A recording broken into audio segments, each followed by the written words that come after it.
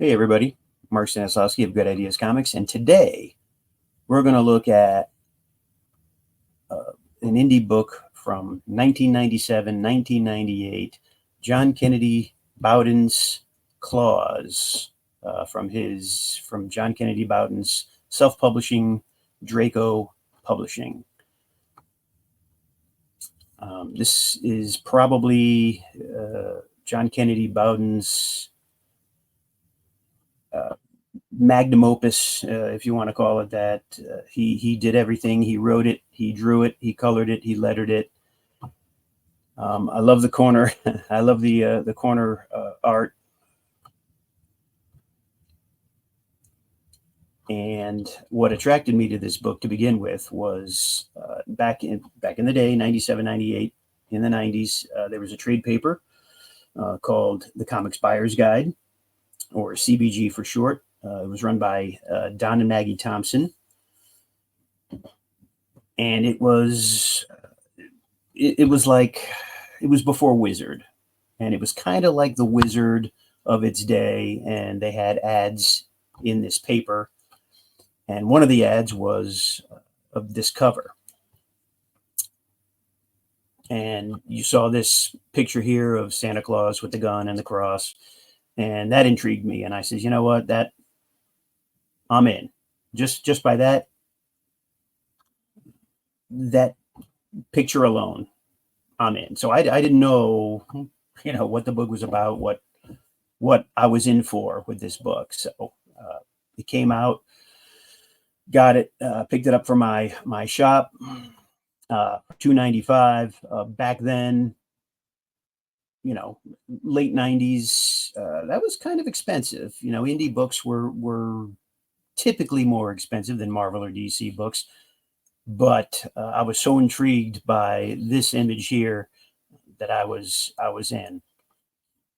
So, yeah, we're going to cover that up because we don't want to get in trouble or anything. You'll see John Kennedy Bowden, could be Bowden did the story and art. He did have an editor, Corinne Guichardin. Now I don't know who this editor was. I don't know if it was a friend of his girlfriend, his wife, unknown. Tried finding John online, couldn't really find him. So I don't know, this was what, 26 years ago now. So, who knows what happened after these issues came out. But as we can see the splash page, we open up with a group of scientists who are looking for, I just noticed that, 69, nice. Who are, and you see the art is kind of indicative. It reminds me of Richard Corbin, has a very Richard Corbin-esque look to it, especially the faces and the hands. But these scientists are looking for the subterranean route that the Paleo-Indians used to go from the Arctic Circle to North America. So we get that set up. They're going to play a part in this story down the line. So we're being introduced to these characters, who they are, especially these three of the main characters. And of course we get some cheesecake because there's a hot spring, and they want to take a dip in the hot spring. And John Kennedy knows that cheesecake sells books. So and we're gonna see more cheesecake as the book goes on.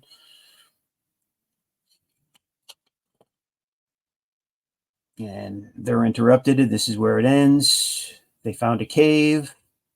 Might be the exit point of the subterranean transit. Okay, that's where that chapter ends. We're gonna head over to Canyon. Christmas Canyon, and here we see one of Santa's elves, and he's looking for his buddy Fex because they're going to have a snowball fight. Now, what I like about this is that he's looking for Fex. He gets hit hard by a really hard snowball, and he name drops Jack Frost. Packing him kind of tight, ain't you, Fex? Thought Jack Frost was the only one who tossed ice. What I loved was the name drop of Jack Frost. And of course, you know, you don't see him, you don't know, but just the name drop and the context of who Jack Frost is. And then, of course, it isn't Jack Frost or his buddy Fex who threw the snowball. It's orcs, specifically Nazi orcs. You know, back in 97, 98, we could probably put swastikas in books now. It's not so easy to get away with swastikas. Definitely not in mainstream books. In indie books, you know, like this, you could probably still do it. And he's like, hey, who's Jack Frost? So nobody knows who Jack Frost is. At least the orcs don't. And they're like, take him prison. Oh, boom. He shoots him dead. Okay, well, I was going to say take him prisoner, but. And here's Fex, sees what's going on. Oh, man, my buddy just got killed. And he tries running away, but he gets downed, and they kill that elf as well. As we can see, the orcs aren't they're not that smart. They're not that smart. And I don't know what capacity that the editor Corinne played in this, because orcs originally they're spelled O-R-K, and then later on in the book they're O-R-C. There are some grammatical and spelling mistakes in the book, which kind of takes it away. That's too bad. I see that even in prose books, you know, when you come across, you're reading at a good pace and then you hit like a misspell or a grammatical error, and such a shame. Again, I don't know what capacity she was the editor, whether she double checked anything or just made sure, you know, continuity was good. I don't know. But so we have the fortress. We see the fortress here of Christmas Canyon, and we go inside, and you know, all the elves here are all the elves who protect the interior of this fortress, and the orcs say, let's try knocking on the doors, see if we can get in. And they're like, who's knocking on the door? You know, this is a secure facility. It could be the reindeer. I don't know. Well, let's open the door and see who it is. Obviously, they're not expecting an army full of orcs. You know, in this whole sequence from the beginning, from when we see this elf calling out to Fex, this whole sequence is the whole story of how the orcs take over Christmas Canyon and the facility here. And he says, oh, you know, how'd you get here? We have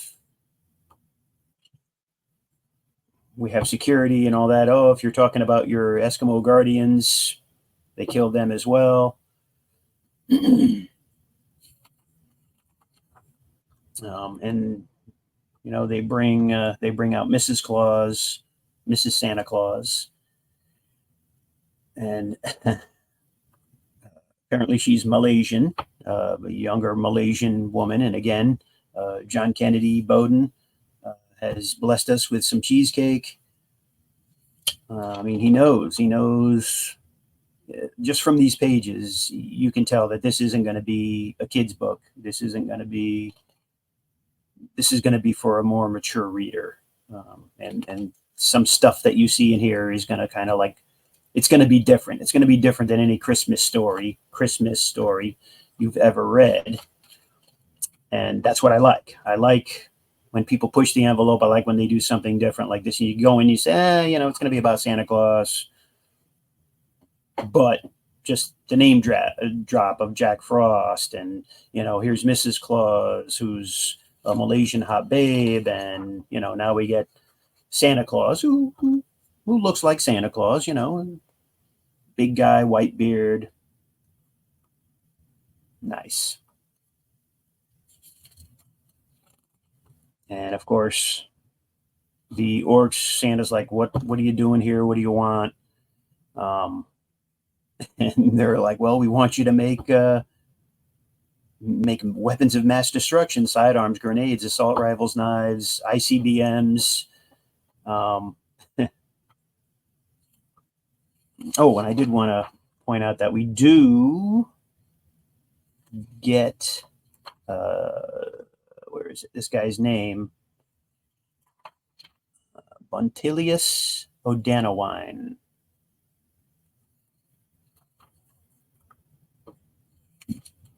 The big orc. Oh, maybe it's here. Yeah, O'Danawine. Buntilius O'Danawine. I love that name. Oh, right here. Of the 5th House of Triumph. Great name. Great name for a villain. Love it. Anyway, moving on. So they're saying, hey, man, you got to make these weapons of mass destruction. And he's like, no, God, I'm not going to do it. And they're like, okay, well, take them away and don't kill any more elves, because we're going to need them, as, you know, the elves are the labor force. And we need them to cooperate. So, you know, we're not going to kill Mr. and Mrs. Claus. You need to just put them prisoner for now. And then we cut to outside, and we are introduced to Frosty the Snowman. And right off the bat, you know, Frosty has made a female companion of ice, you know, and he's talking to her, and he says, forgive me for not tipping my hat, but if I did that, the conversation would not go very far. My friend Jack Frost, here we go, we're name dropping Jack Frost again, tells me that this hat is one of the most powerful items on the planet, which, again, the little detail of the depth of, okay, you know, one sentence, we know this hat is the most powerful item on the planet, and the orcs want it for obvious reasons. So the orcs, of course, track him down. They're like, hey, man, we want that hat. Nope, can't do it. And now orcs with the C. And Frosty tries taking off. They put some hot lead through Frosty. He flops, his hat falls off. And then we are introduced to Rudolph. You can see the red nose there. Out of nowhere. This is a nice introduction. Again, drama. You know, you think Frosty is done for and his hat's off his head. And then Rudolph comes and kind of breaks it up. Frosty forms his head up under the hat. So he doesn't need, you know, we can see from here that he doesn't need the hat on, like the Frosty the Snowman cartoon, you know, back in the late 60s, right? With Jimmy Durante and all that. He doesn't need the hat on him. He's, even without the hat, he's still a sentient being, which is why the hat is the most powerful item on the planet. So Frosty hitches a ride with Rudolph, and they're like, hey, man, let's just kill this thing. And they shoot heat-seeking missiles toward Rudolph. We got a great action sequence here. Frosty says, nope, you know, I weigh too much. I'm gonna bail on you so that you can outmaneuver the missiles. Of course, Frosty winds up in the hands of the orcs, and Rudolph is trying to outrun the missiles. We come back to the the scientist group, and they're like, oh, here's the canyon here. There's some marking on the wall. And then they find a can of spray paint, and they're like, what? This was supposed to be like Paleo Indians from like 10,000 years ago. How could they have spray paint? And then, of course, they find the cave, and there's a large swastika flag on top of the cave. So they're like, I don't think this is from the Paleo Indians. Highly doubt it. Unless they were Nazis 10,000 years ago. This guy, of course, you can see him, and he sees it. He sees Rudolph. And he picks up the can of spray paint. The orcs shoot the can of paint. And now we know that the orcs have run into these scientists. Of course, they kill most of the team except for these three main characters. Of course, these guys are going to survive, right? They're going to blow up their vehicle so they can't go anywhere. And see, they think the missiles came from Rudolph.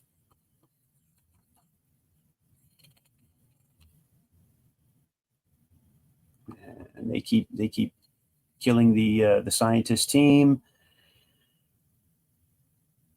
Here comes Rudolph around, and they're like, what the heck's going on?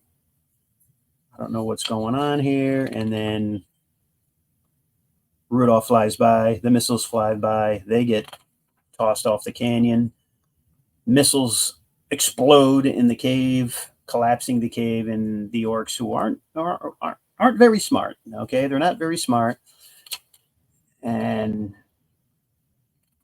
of course, this is their gateway. So this is their supply line. So now the supply line's broken for the orcs.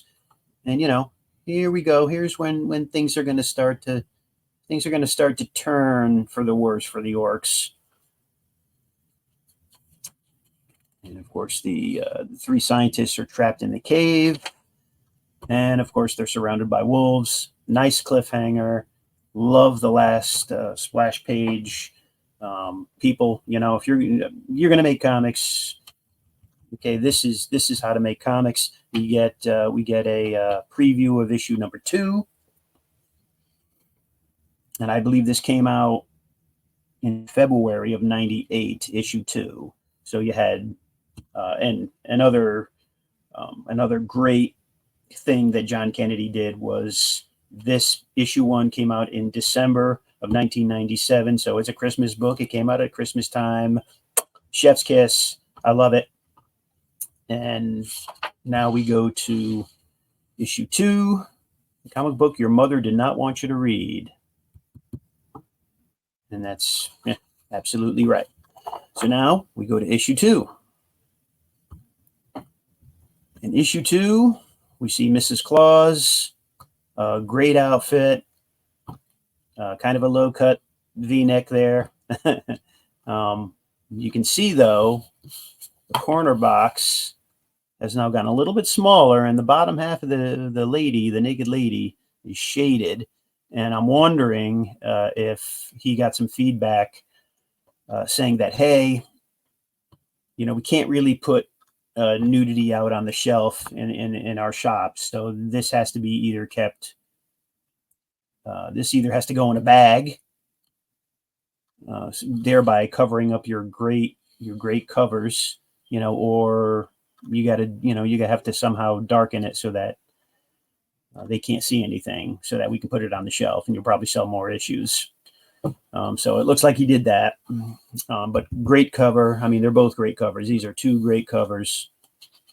I love them both. Yeah, and then we're back in Christmas Canyon. We open the story, and they're still talking. Hey,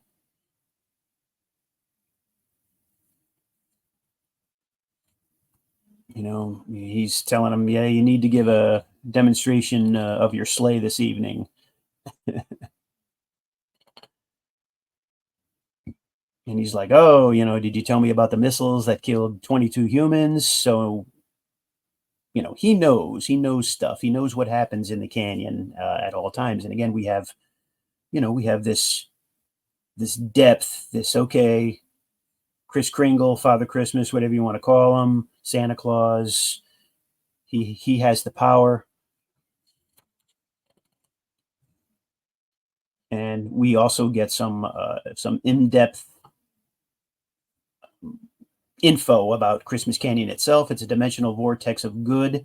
You're coming through a wormhole in Hell's Cavern is like a butcher with his finger on the scale. This place is not what it appears to be, O Danawine. Then tell me what it is. And he says, I'll tell you that if you go on with that tugging at the scales in a dimensional doorway, you'll bend the light so it goes around the rocks and you'll have no shadows to hide in. Great, great stuff. We know, now we know we're getting the feel that, okay, the orcs are probably out of their depth here. They've gone into this canyon having no idea of the type of power that it holds and the type of power that Santa Claus and Mrs. Claus and all of these other creatures, including Rudolph and the aforementioned Jack Frost and Frosty and who knows what other creatures we're going to run into in the Christmas myth, right? So, and this is what I love about this book. It's not just the name drops; it's what they're showing you, and it's different than what you would think, you would see. Like Rudolph, you say, "Oh yeah, Rudolph appears in it," and you're like, "Oh okay, Rudolph the Red-Nosed Reindeer," and you're thinking, and Rudolph is a tough guy. He's a reindeer on steroids. He's a real tough reindeer. But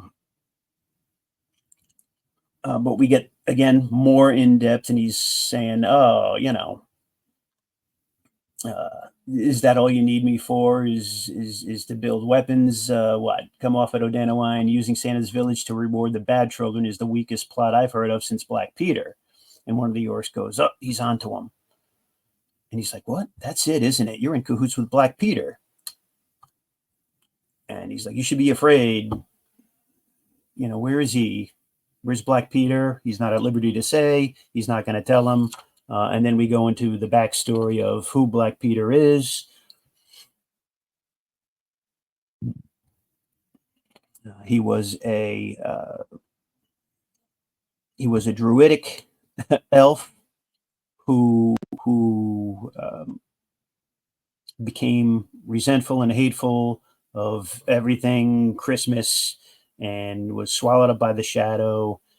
And he just wanted to instill fear in the good kids. That's all he wanted. But he then began to instill. Why is there a bug here? He began to instill pain and death, and then Santa finally stepped in, caught him, and they fought. And Peter, using his magic, had changed form, and what the parents saw was an enraged Santa beating the children. So while Santa shot in the back and overcome with grief at the loss of the children, Black Peter made his escape, and Santa could only weep. So we know, okay, here's the head honcho now, Black Peter, a druidic elf who, for lack of a better term, turned to the dark side. Sorry. And then we cut back to Rudolph, who runs into a tree. Comes some of the paleo Eskimos. The Eskimos come across him and they question him. And of course, Rudolph tells them, "Hey, there's orcs in the canyon." And so they know, the Eskimos know, okay, we need to go to war. And you can see through the story that the pieces are all starting to come together. We have Eskimos and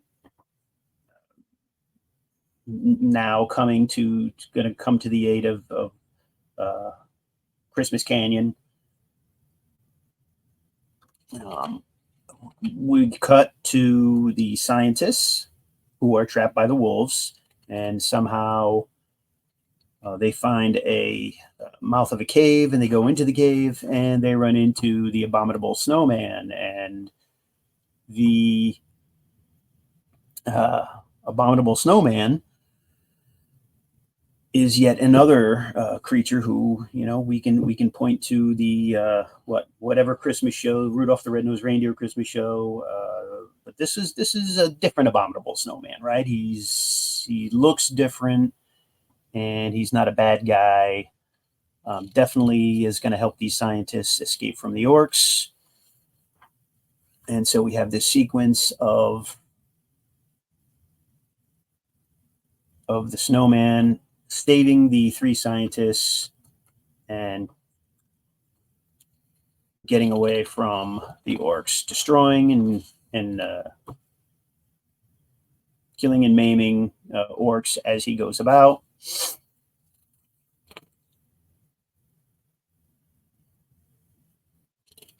And of course, another great sequence. Abominable snowman just jumps right off the cliff. So these guys have to stop. And he slides down the mountain, and we come to a cabin where, again, we get some adult themed stuff going on, and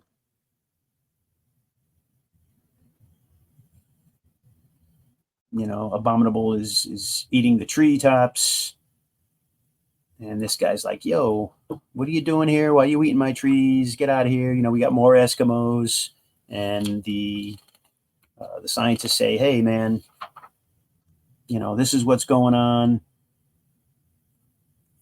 And he finds out that there's more orcs. There's orcs in the canyon. And he's like, okay. And here we go again. He's going to bring his gun and his people as well, his tribe, if you will, to join the fight against the orcs. And so here's another portion of it. So everything's are slowly starting to come together. And we go back to the main house. The orcs have Frosty. And of course, they want his hat.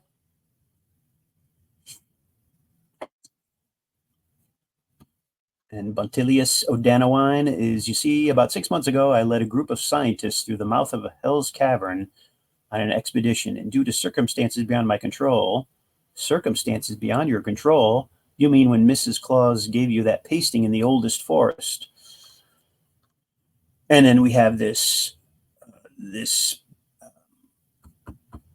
flashback, thank you, this flashback of the pasting that Buntilius and his orcs, they came across this field of totems of all of these mystical, you see a couple of Santa Clauses here. Kind of reminds me of the trees in the forest in Nightmare Before Christmas, but except these are totem poles. And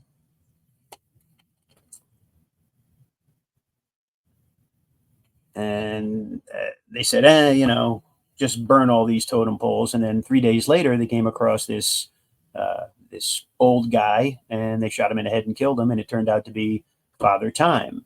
So again, here's another character who we saw. Let's see, we saw Father Time. When did we see Father Time?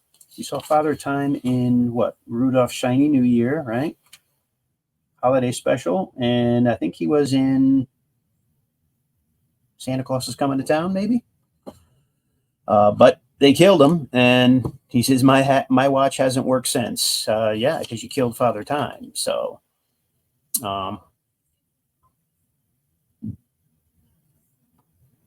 but they went into Father Time's workshop, of course, killed people. The House of Time was staffed with many elves, and some whom fled, some attempted miserably to defend the house and its vast library. So he, of course, a lot of books. I quickly discovered the most important of the books, the most powerful text I had ever read. I was alerted by a strange thumping emanating from the warm mist of the forest. And then that's when Mrs. Claus came cartwheeling in. and does a Trinity from the Matrix and just starts blowing away orcs.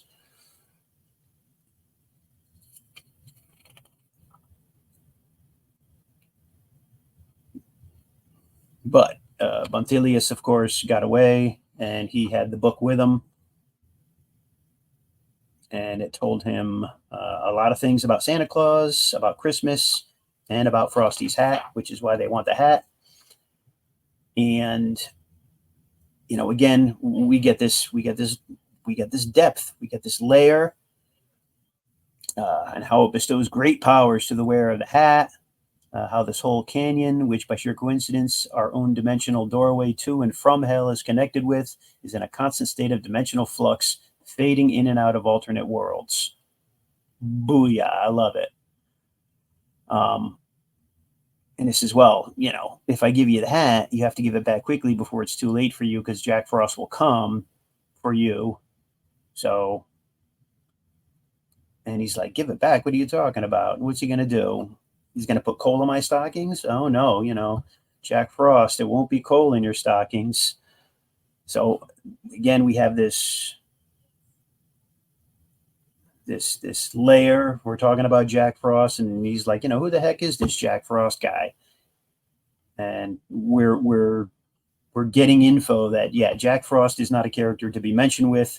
He's going to make a monumental appearance at some point in the story. And it's going to be great. And of course, after that, we cut to the sleigh demonstration, and that's Thistle Frost, which is the daughter of a very dear friend of mine. So I'm thinking this is the daughter of Jack Frost.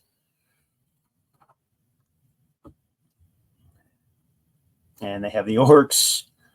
The orcs are in the sleigh, and he's like, okay, we're going to give you a demonstration.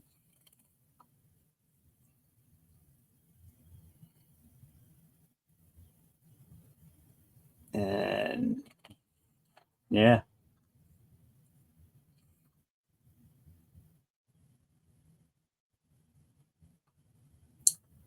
They give him a demonstration called the Blade of God. And they run through this tree, which drops on this tower. I know it kind of upsets your stomach if you're not used to it, but it sure makes for an impressive demonstration of the sleigh's maneuverability. And, last shot again, splash page, sleigh shooting up into the sky as the orcs are probably experiencing quite the G-force. And then we get the next issue on something not probably as finished as what we saw here, because we got the cover, we got a couple of interior pages. It told you a little bit about what's coming, whereas here you just see a couple of images. Don't know if John Kennedy Bowden was falling behind or what, but that's it. Those are the only two issues that ever came out. I don't know what happened, if the sales just weren't there. See, this comic is brought to you by Women with No Clothes. Yes, it is. And it's such a shame, because I'm thinking that the original intention here was for the book to be 4 issues. And it's a shame that we only got 2 issues. If you liked what you saw here and you really want to read in depth on these 2 issues, even though it's not a complete story, you can find these on mycomicshop.com. They're going for about $2.50 a book, which is under cover price. Although issue 2 is $3.25. So it went from $2.95 to $3.25, but I still paid the $3.25 because after reading the first issue, I felt it was worth it. But yeah, $2.50. I see these on eBay too for about $2.50, which is undercover, and it's to me, it's one of the best indie comics that you've never heard of and that you've never read. So definitely check these out. Like I said, yes, it's not a complete story, and that's a shame. But just these two issues, the layers and the depth that John Kennedy Bowden put in to it, definitely makes it worth it. So if you enjoyed what I do here in the other video, I'll have more videos coming up. You can hit the like, hit the subscribe. Definitely check out my website, goodideascomics.com. I also make comics, and they're on there. You can order from there, or you can email me. My email will be down below as well. If you find some books that you like, you might like, you can order. You can order from there. Yeah, and thank you very much for tuning in and hanging out and watching the video. And we'll see you in the funny pages.